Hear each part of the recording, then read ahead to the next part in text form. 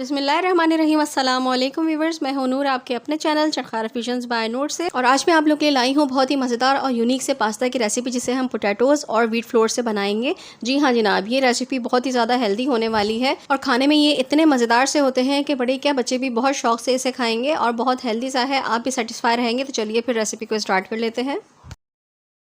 Friends, यहाँ पे मैंने 4 पोटैटोस ले लिए हैं ये मज़ेदार और हेल्दी सा नाश्ता बनाने के लिए। आप चाहें तो आप 2 बड़े आलू भी ले सकते हैं। आलूओं को मैंने बॉईल कर लिया है।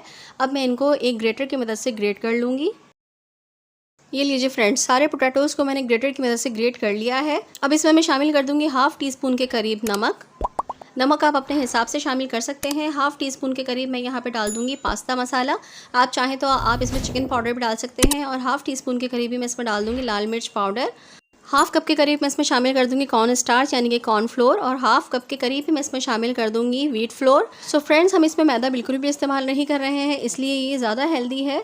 और इसको आप बीपी पेशेंट, कोलेस्ट्रॉल पेशेंट्स या फिर हार्ट पेशेंट्स को भी बआसानी बनाकर खिला सकते हैं। बस ये तमाम चीज़ें डालने के बाद हम इसको गूंदना शुरू कर देंगे। हम इसमें पानी का बिल्कुल भी इस्तेमाल नहीं करेंगे। बस जैसे जैसे हम इसको गूंथते जाएंगे और आपस में इसको कंबाइन करते जाएंगे, ये खुद से एक मुकम्मल डो की सूरत में जुड़ता चला जाएगा आपस में। और एंड में हमारे पास जो आउटपुट निकलेगा वो एक बहुत ही सॉफ्ट और बहुत ही स्मूथ से आटे का निकलेगा। देखते जाइएगा आप लोग, बहुत ही ईजीली ये हो जाता है, कोई मुश्किल काम नहीं है। इस तरह से आप कंबाइन करते जाइए, खुश्क आटे से इसको जोड़ते जाइए। ये देखिए सब जोड़ लिया है हमने। और इसको थोड़ी सी देर हम इसको नीट करेंगे और देखिएगा कितना स्मूथ सा आटा बनके हमारा तैयार हो जाएगा। ये देखिए हमारा कितना अच्छा और स्मूथ सा डो बनके रेडी हो चुका है पास्ता के लिए। बस इसे हम 10 मिनट्स के लिए ढक के रेस्ट के लिए रख देंगे। देखिए व्यूअर्स, 10 मिनट्स हो चुके हैं। ढके रखना इससे ज़रूरी होता है ताकि ऊपर सा हार्ड क्रस्ट ना आ जाए।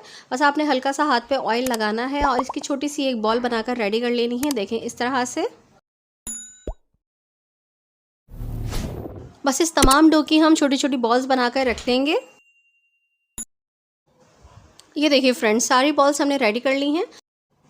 अब हम एक स्पाइडर स्ट्रेनर लेंगे और उसके सेंटर में बिल्कुल बैक साइड पर, जो उसकी ऊंची कर्व वाली साइड होती है, उस बैक साइड पर हम बिल्कुल सेंटर में इस तरह से एक बॉल रखेंगे और हल्के हाथ से इसको ऐसे प्रेस करेंगे। बस ज़्यादा ज़ोर से हमें इसको प्रेस नहीं करना है, बहुत ही लाइटली सा हल्के हाथ से प्रेस करना है। देखिए कितना अच्छा सा और ज़बरदस्त सा हमारा फ्लावर का डिज़ाइन बन गया है।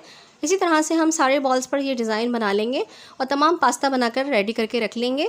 देखिए जो बाज़ार से पास्ता हम लेते हैं, हमें नहीं पता होता, पहली बात तो ये कि वो मैदे से बने हुए होते हैं और दूसरी बात ये कि वो बिल्कुल फीके होते हैं। लेकिन हमने इसमें थोड़ा सा फ्लेवरफुल कर दिया है इसको, थोड़े से मसाले डालकर, तो इनका टेस्ट जो है वो बाज़ार के पास्ता से ज़्यादा मज़ेदार सा होता है। ट्राई करके ज़रूर देखिएगा। अगर वीडियो पसंद आ रही है तो वीडियो को एक लाइक कर दीजिए और आगे शेयर भी कर दीजिएगा। अब हम क्या करेंगे कि पहले पानी हम रख लेंगे और उसको खौला लेंगे। खोलते हुए गर्म पानी में हम ये तमाम पास्ता डाल देंगे।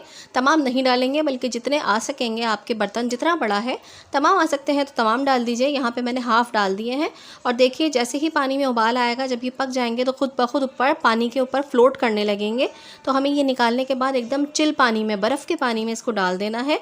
तकरीबन आधा मिनट हमने इसको बर्फ़ के पानी में रखना है ताकि हम इसके कुकिंग प्रोसेस को जो है वो स्टॉप कर सकें। फिर निकालने के बाद हम इसको एक अलग खुश्क बाउल में रख लेंगे और इसी तरह से हम तमाम पास्ता को बॉयल करके अलग रख लेंगे। हम एक पैन में तकरीबन 4 टेबलस्पून के करीब ऑयल डालेंगे। यहाँ पे मैंने 4 to 5 क्लोव्स ले ली थी लहसुन की, वो मैंने चॉप करके बारीक यहाँ पे शामिल कर दिया है। लहसुन को हम पिंक होने तक फ्राई करेंगे। जब लहसुन पिंक हो जाएंगे तो एक मीडियम साइज़ की हाफ़ प्याज को मैं चॉप करके इसमें शामिल कर दूँगी। प्याज को हम ट्रांसलूसेंट होने तक पकाएंगे। ये देखिए प्याज सौते हो चुकी है। अब मैं इसमें डालूँगी फ्लेवर्स के लिए हाफ़ टी स्पून के करीब कुटी हुई लाल मिर्च, 1 टीस्पून के करीब मैं इसमें डाल दूँगी पास्ता मसाला, हाफ़ टी स्पून के करीब इसमें डाल दूँगी ऑरिगानो, हाफ़ टी स्पून के करीब इसमें डाल दूँगी ब्लैक पेपर और 2 टेबलस्पून के बराबर में इसमें डाल दूँगी सोया सॉस।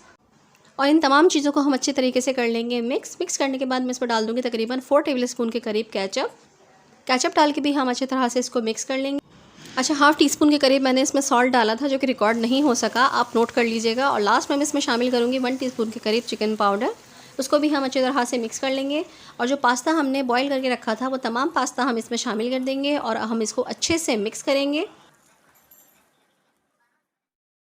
ये लीजिए व्यूअर्स, मिक्स करने के बाद हमारा मज़ेदार सा पास्ता बिल्कुल रेडी है। अब एंड में हम इसको थोड़े से हरे धनिए से गार्निश करेंगे और इसे करेंगे हम अच्छे से मिक्स। और अब हम इसे सर्व कर देते हैं एक प्लेट में। ये लीजिए फ्रेंड्स, पोटैटो और व्हीट फ्लोर से बनाया हुआ होममेड पास्ता हमारा बनके बिल्कुल रेडी है और टेस्ट में किसी भी बाज़ार के पास्ते से कम नहीं है, बल्कि हेल्थ वाइज उससे कई गुना ज़्यादा अच्छा है और हेल्दी है। तो आप इसे ज़रूर ट्राई करिएगा। अगर मेरी रेसिपी पसंद आई है तो मेरी रेसिपी को लाइक कर दीजिए और आगे शेयर भी कर दीजिएगा। देखिए खाने में भी बहुत ज़्यादा मज़ेदार है, अंदर तक गल जाता है एकदम, बहुत ही मज़ेदार और बहुत ही यूनिक सा इसका टेस्ट है। बाज़ार के पास्ते से ज़्यादा मज़े का आपको लगेगा। सो फ्रेंड्स, अगर आपको अपने फ्रेंड की ये मेहनत और रेसिपी अच्छी लगी है तो रेसिपी को लाइक कर दीजिए और आगे शेयर भी कर दीजिएगा। और हाँ, अगर आप मेरे चैनल पर नए हैं तो मेरे चैनल को सब्सक्राइब कर लीजिए और साथ में लगे हुए बेल के आइकन को भी प्रेस कर दीजिएगा। इससे आपको मेरी हर वीडियो नोटिफिकेशन की सूरत में आपको मौसूल हो जाएगी। तो चलिए फिर नूर को इजाज़त दीजिए ताकि मैं आइंदा के लिए और मज़ेदार और यूनिक सी रेसिपीज़ आप लोगों के लिए ला सकूँ। तो चलिए फिर नूर को अपनी दुआ में ज़रूर याद रखिएगा। अल्लाह ताला आप सबके रिस्क में भी बरकत अता फरमाए। आमीन सुमा आमीन। अल्लाह हाफिज़। अल्लाह निगहबान।